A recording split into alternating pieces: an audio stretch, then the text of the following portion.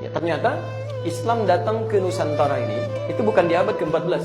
Awas hati-hati, bukan di abad ke-14. Awas, ini ada penyesatan yang disampaikan oleh Snokhogronje, seorang orientalis ya, yang kemudian diminta oleh orang-orang Belanda untuk belajar langsung ke Mekah, lalu menerapkan nilai-nilai keislaman yang dia pelajari. Bukan nilainya sebetulnya, bukan nilainya, tapi gambaran-gambaran keislaman dia bawa ke Aceh untuk menyesatkan masyarakat Aceh. Di antara pendapatnya mengatakan bahwa Islam itu masuk ke Nusantara di abad ke-14. Profesor Ahmad Mansur Suryanegara dalam bukunya Api Sejarah kemudian menepis dugaan itu, termasuk Buya Hamka yang menginisiasi Masjid Al-Azhar ini. Ya, beliau punya teori dan lebih condong kepada teori ini, bahwa Islam masuk ke Nusantara bukan di abad ke-14 tapi di abad yang ke-7, di awal-awal bahkan masa keislaman. Kalian apa buktinya? Ternyata di awal-awal abad ke-7 ini telah ditemukan makam seseorang ya, yang berada di wilayah Baras 414 km dari kota Medan ke arah Tapanuli sana. Namanya Syekh Mukauddin. Syekh Mukauddin ini ditemukan di situ ya, bertuliskan lisannya berbahasa Arab dan dia muslim. Pernah dengar kalimat ini ya? Maaf, setelah itu datang Islam kemudian meruntuhkan kerajaan Majapahit, maju Islam. Itu penyesatan yang luar biasa. Majapahit baru berdiri tahun 1295. Teman-teman sekalian, penting diketahui 19 tahun sebelum itu sudah tersebar kerajaan Samudra Pasai. 19 tahun setelah itu, sebelum itu 19 tahun, kurangi 19 berapa? 1276 sudah ada kerajaan Samudra Pasai dan sudah menyebar. Jadi nggak benar kalau dikatakan Majapahit duluan baru kemudian kerajaan Islam datang. Tidak, Islam sudah duluan. Abad ke-14 sudah punya kerajaan. Snokhogronje mengatakan Islam masuk ke Nusantara abad ke-14. Bagaimana mungkin orang masuk ke Nusantara langsung bikin kerajaan? Orang Sumatera pada kemana? Ya, jadi ketika masuk tersebar abad ke-7, kemudian mengembangkan keislamannya sampai jadi kerajaan abad ke-14. Jadi sesungguhnya Islam masuk ke Nusantara ini masih di awal-awal masa kehidupan Nabi SAW dan masa awal sahabat, abad ke-7.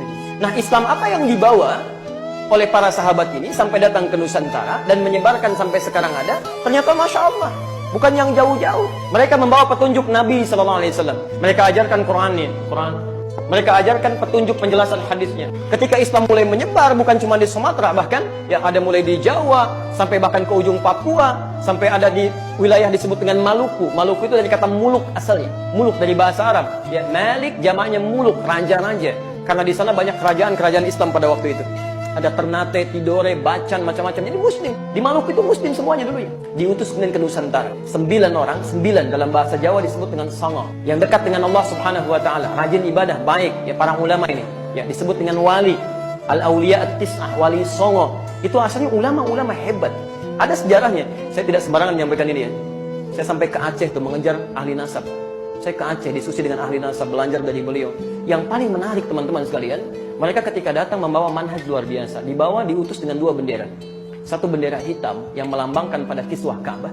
Singkatnya 9 orang ini, ada yang berasal dari Palestina, Syekh Aliyuddin, Syekh Hasanuddin. Ada yang berasal dari Mesir, Syekh Ahmad Al-Jumadil Kubra. Beliau nanti bahkan punya 2 anak. Satu orang diajak ke Nusantara, namanya Maulana Ishaq. Ya, satu orang lagi tinggal di Mesir, namanya Syarif Abdullah. Dari Maulana Ishaq ini nanti turun keturunan-keturunan. Keturunannya siapa? Ya, pendiri 2 ormas Islam besar di Indonesia. Kiai Haji Muhammad Hashim bin Asy'ari mendirikan NU tanggal 31 Januari 1926.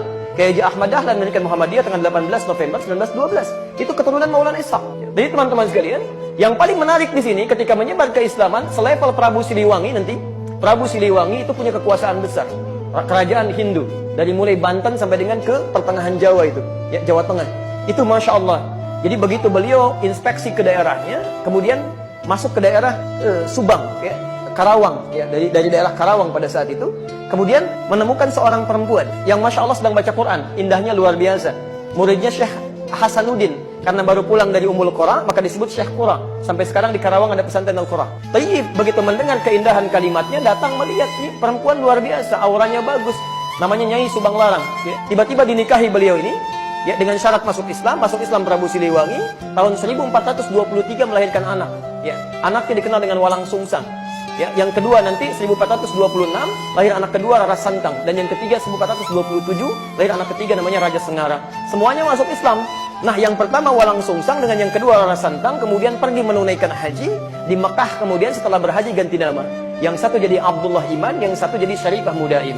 Saat akan pulang ketemu dengan anaknya Ahmad Jumadil Kubra yang kedua yang dari Mesir sedang haji. Tayyib, namanya Syarif Abdullah. Dilamar kemudian Syarifah Mudaim lewat kakaknya Abdullah Iman, dinikahkan di situ, nggak ikut pulang ke Nusantara. Beliau kemudian ikut ke Mesir. Tinggal selama 20 tahun melahirkan anak bernama Syarif Hidayatullah. Ini yang kemudian pulang tengok kakaknya yang punya kekuasaan di wilayah Gunung Jati sampai diberikan gelar Sunan Gunung Jati pada saat itu.